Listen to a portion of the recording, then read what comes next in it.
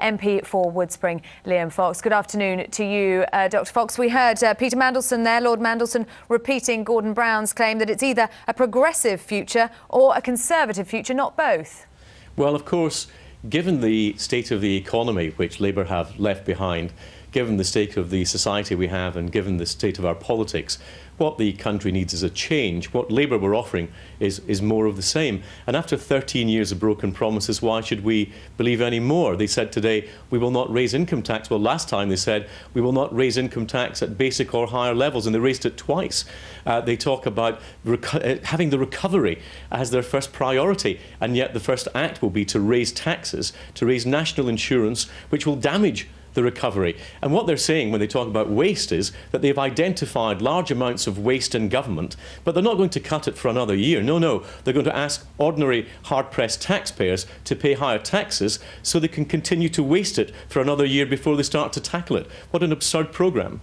You're talking about change. Gordon Brown said they weren't going to promise empty slogans about change. One of the criticisms of the Conservatives has been lack of detail about their policies. Are we going to get those in the manifesto? Well, we've set out a range of detailed issues tomorrow in our manifesto, but they will provide at least some hope and optimism and some imagination for this country. And what I really got from today's manifesto, when they said it was Blair Plus, I would have thought that was one of the worst advertising slogans I could ever think of to take to the British public.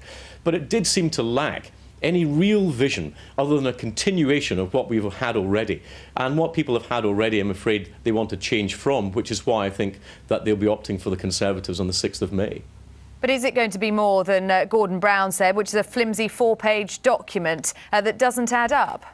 Well, the first thing I thought when I saw that there was over 100 pages in the Labour manifesto of small print was that sounds like a lot of Gordon Brown's handiwork in that one. It sounds like all the budgets where we had to read the small print to find out what it really meant. And we'll be setting out ideas which will actually move us away from the idea that big government, big taxes, big spending, big intervention is the way for the country, to an idea that we have to live within our means, that we have to reduce the debt and not pass it on to the next generation, and have to allow people to take more responsibility for themselves and their families and their communities, so that we create a big society, not just big government, because that's what the country is suffering from and needs a change from.